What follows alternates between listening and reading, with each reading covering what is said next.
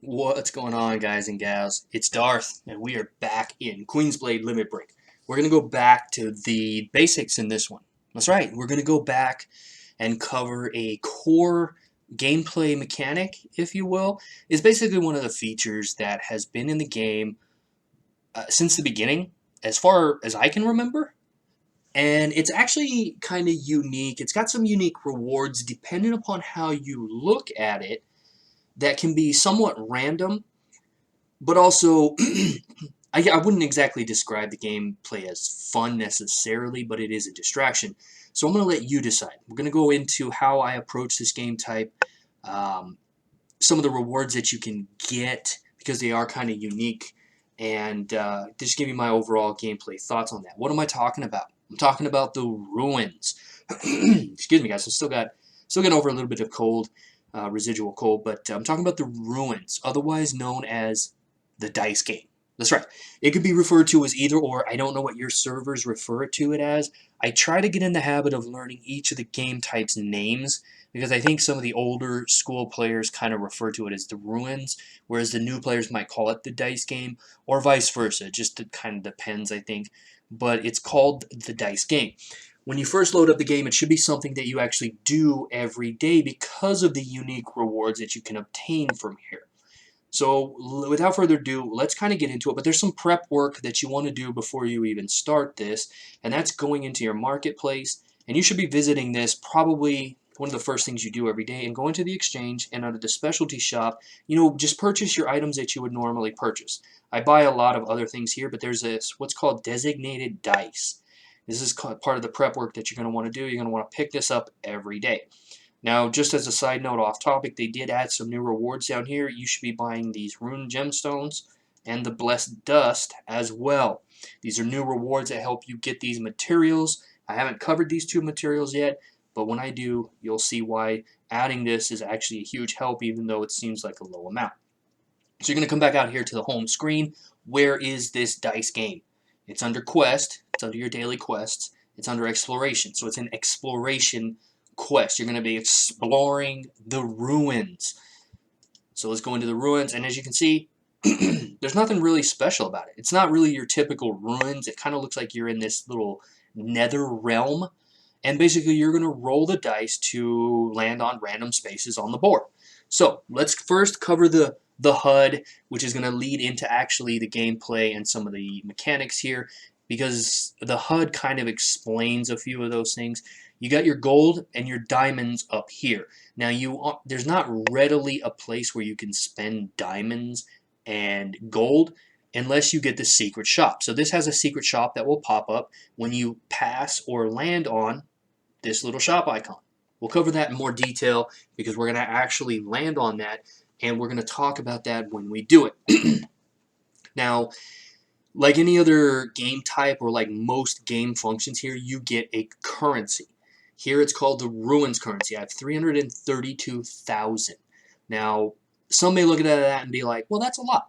And others who've been playing the game since as long as I have, since it came out last April, and be like, well, that's not technically a lot.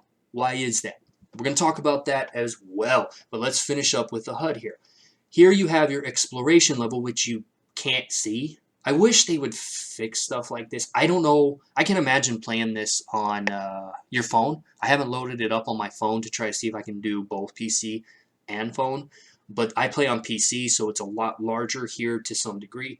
I think I'm adventurer or explorer level, not adventurer level, 11.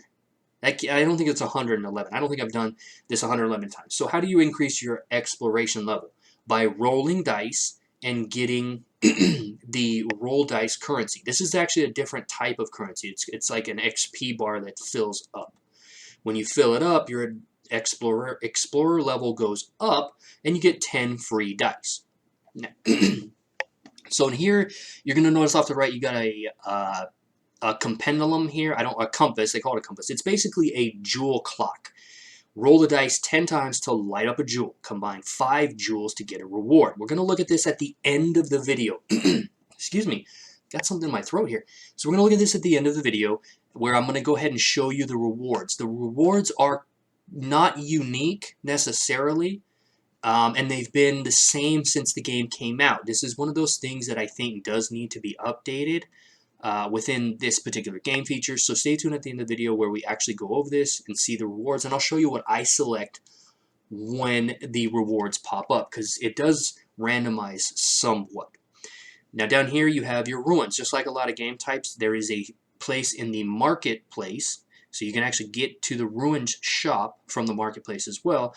But just like a lot of game types, it has its own marketplace called the ruins, where you can spend these ruin coins, where you can get warriors, 5-star warriors, or purple warrior shards. Now I just want to kind of interrupt here, and I want to address the currency amount that I have, 332,000. This is not considered a lot. Why is it not considered a lot? It's not considered a lot because you don't actually get a lot of these. I also want to point out that I've been playing the game since April, and I've almost religiously been doing my dice game, which means I only have 332,000 since I started playing the game. Now, as we go through this, we're going to address whether or not that's good or bad. The reason it's good or bad is dependent upon how you feel about these. So you don't always get ruin coins, and that's the common misconception that a lot of people think. Or maybe I'm way off base. Somebody feel free to chime in the comments. You don't actually get ruin coins all the time. You actually get these more frequently when you first start playing the game and doing this activity, and there's a reason for that. So let's get into that. Finishing up this HUD, first of all, you have, when you went into the marketplace, I had you buy that designated dice. Basically, those designated dice are separate from your normal rolls, and they go into this little bank over here called designated dice, where you can select whatever number you want. It allows you to pick your number. So when you play this game, your normal dice rolls randomly, meaning, you know, it could roll 1, 2, 3, 4, 5, 6, and if you're trying to land on a specific tile, that's what these are for. I have quite a bit. I will explain to you how I got quite a bit, and this is neither good nor bad. You don't want to have a supply. Like anything in the game, you want to actually use the supplies you have, but there's a reason I have that many. Now, the number of dice you start off with every day is actually 10. The reason I have 20 is because I didn't actually roll my 10 yesterday. I rolled something else. Now you start off with 10, so what it'll do is it'll roll over to the next day up to 3 times or a maximum of 30 dice. So you can actually skip doing this, but you're going to miss out on some rewards, but that's not the end-all be-all because you can actually make that up. Now these rolls actually directly affect the compass. Keep in mind, starting clockwise, every 10 rolls you're going to light up a jewel. Mind, physical, skill, break, and duel. Once you've completed 50 dice rolls, you're gonna start with number 1 here, and you can start banking up these rewards. It's not recommended to bank them, but I banked them knowing I was going to do this video. Now, the other part of your prep work before you start rolling is to click on this button here, and depending upon your VIP level, you're going to be able to purchase additional dice. VIP level, I'm VIP level 8, I believe I am, so 7 is going to give you 8 dice. I can purchase 9 at 8. You want to purchase this. This is a good investment for 180 diamonds. This is something that you want to spend your diamonds on. So I have 29 diamonds, which gives me a huge advantage when trying to light up 50 of these slots. And it actually is other ways to get 50 relatively quick. Keep in mind, you get 10 dice a day plus your normal rolls. So some might be thinking it takes a while to light up all these jewels. That's not the case. There's something you can do, and that actually has to do with the gameplay. So when you log in every day and you come in here, you do your prep work, you buy your designated dice, you buy your extra dice, you start rolling. Now, there's a couple of things I want to mention here is the board. My board looks different than yours if you're a new player or haven't been doing your exploration ruins. My board is slightly more saturated, meaning that there's more rewards across the board, and they're probably higher than yours. As your adventurer level goes up, the board rewards increase. They say it increases. So basically what I've noticed is that more tiles light up with rewards, various rewards, and certain rewards go up. So XP here, I think it starts at like 25,000 and then or 50,000, and then it goes up in increments of 5 or something like that. What other rewards? Oh, so these shards right here start off at like 1 or 2. It's been so long since I started doing this that I don't remember, but it seems to max out at 5. I have not got an increase in these in a few adventurer levels. So I think that it stops there. But each one of these boxes drop random rewards as well. A chest always contains something useful. This one may not always contain something useful, but you can get gems. You could get grow stones and various things. So let's circle back to the ruin coins. The reason why this is not a lot, but that is okay, is because this is a self-contained reward system. Keep in mind, when you go to this ruins, you have the option to buy shards. And this is really handy, even though I've never actually bought one of these warriors with ruin coins. This shop has never also been updated. It's always been the same warrior since the game started. This is one of those things I think need to be changed, but I'm getting off topic. Now, the reason that you don't always get ruin coins is because the only way to get ruin coins is to land on a blank space, which is why when you first start off and your board's not as saturated, you actually get more ruin coins. That's actually a good thing. But keep in mind, the ruins only allow you to purchase warriors. Well, if you look at the rewards on the board, it's the same thing that these random shards do. And you can actually dictate landing on those somewhat.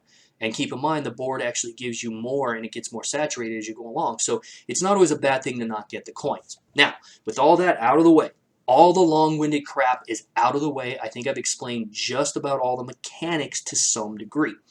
Except for how I have so many designated dice banks, because it's not 167 days of me purchasing these. I actually use quite a few of these every week. So how do I recharge those? Well, I'm hoping that as I roll through these, that I get to show you that specifically. Now, how I approach rolling dice is I generally do random unless I want to land on something specific. What do you want to land on? I have been prioritizing these cards here. Basically, it gives you a random buff, and these buffs get stronger and you unlock more the higher your adventurer level. You can land on this and it could increase your ruin coins by 20%.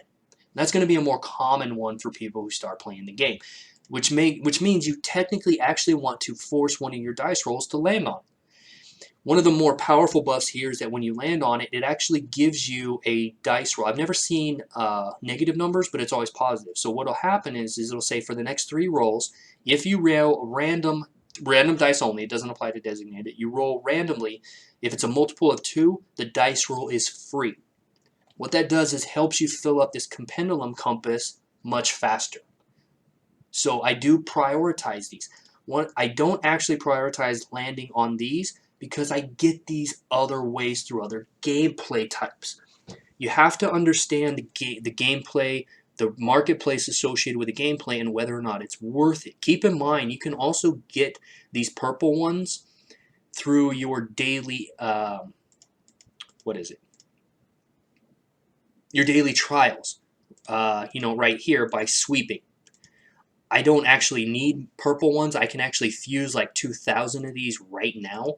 There's not a problem. But anyways, let's get back to the ruins. So the only thing left to do is roll. Now, the secret shop is something you also want because it gives you randomized rewards in a secret shop that you might not otherwise be helpful for. Namely, jewels, purple jewels, and purple relic boxes.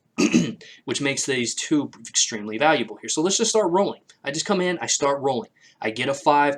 Now, I've already contradicted what I said. Normally I would take, and I got lucky there on this video, I would take this and I would come in here and land on that and force it. For the next 3 rolls, if it's a multiple of 2, it's free. Normal dice only. Huge buff. Now you don't have to land on this secret shop to get it to pop up. You just have to pass it or land on it. So what I'm going to do is take a look ahead and just roll. I'm just going to start rolling. I'm just going to go through it. I'm not going to roll all. Now this is what the secret shop does. When you land on it or pass, it's going to generate 3 random rewards from shards, where you can spend your diamonds. This is where the diamonds come in. And it'll also give you rewards worth gold. And you should be buying the gold as the gold ones as well. Hopefully we get some. Got that. So every time you roll, this number is going to go up in small increments. I think it's 5, so keep in mind, 2270 of 8100. So let's just do another roll, but let's say 1, 2, 3, 4, 5, 6. I can just do a random roll because I know even if I roll a 6, I'm not going to hit that. So let's just roll. Now I like these boxes because you get random rewards. Look, grow stones. Sometimes this will pop up and be like 400 gems, guys. This box is really good. So if you decide you don't want to roll on these cards, you can force these boxes. Now, luckily, I've come across, I know this video is kind of running long. Look at this designated dice. Basically, consume the item to get 2 free designated dice. What I'll do is I'll force the roll on that as well. I don't leave it up to chance. This is how I got so many. In addition to the fact that when I back in September, I was only able to log in and do my dailies. I had enough time to do my dailies and log out. So what I would do is I would force my designated dice roll to this and just start banking these up. What you do is you sacrifice 1 roll to get 2, so you're building a bank up. If you're playing the game every day, you might as well use these on stuff like these cards or the roulette or to get more secret shop rewards. It just depends on how you play the game. 1, 2, 3, so I'm going to force the 3. And there you go for the next 4 rolls. See, I have a huge potential to light this up with these 4 rolls, but I'm going to force another roll and show you. I have 166. 1, 2, 3, 4. I'm going to roll a 4, but I'm also going to get the rewards for this shop. Watch. I'm going to force the 4. Instead of 166, I gained the 1. See about building up a bank? I pass the shop, and it's going to generate random rewards. I don't buy these shards. I do buy the gold for XP. And that's it. You just keep going around the board in that fashion. That's all. The goal is to light up these and get as many rewards generated in this secret shop as possible. You're looking for the purple jewels and you're looking for the purple relic boxes. The jewels cost 6,000. It's a lot of gems. And the purple relic boxes, which is going to help you fulfill your relics, which is extremely important, are going to be 8,000. I have the same complaint here, though, that I have in others when I was talking about it in one of my previous videos, is if I'm going to pay 6,000 and 8,000 for something, I want to be able to pick the one I want. It generates a random purple jewel of one of the 3 types, DPS, support, or whatever the other one was. So what I'd like to do is just kind of grab this and kind of scroll through. I got this coming up in a couple of boxes, but I also have a shop here. I'm very superstitious about the way that I go, so I'm just going to force the roll here on this again real quick. 20% ruin coins. So you see my thing's going up in increments of 5 every time I roll. And that's it, guys. I'm going to go over here and try to force this. 1, 2, 3, 4, 5, 6. I'm going to roll a few more before I cover up the final one and sign off. I'm going to go this way. I was hoping that it would generate the jewel thing just so that you could see it. And it's not going to do it. I buy all this because I got enough gold in XP, you know what I mean? So also, your daily clear of rolling 10 dice is something that you're going to want to do as well. So I'm just going to roll a few more. I want to see if it generates that real quick. And it looks like it's just going to be stingy. I get a lot of gems from those boxes, by the way. There you go. See, it generates a random. I want to be able to come in here if I'm going to sacrifice 8,000 gems and pick this. Because what happens is when you start getting all your purple relic boxes and you're looking for one, and this rolls random all the time, it's not worth paying 8,000 gems for. I wish G123 would get that through their head. So that's it, guys. 258 because of the 20% increase. That's how I got my ruin coins.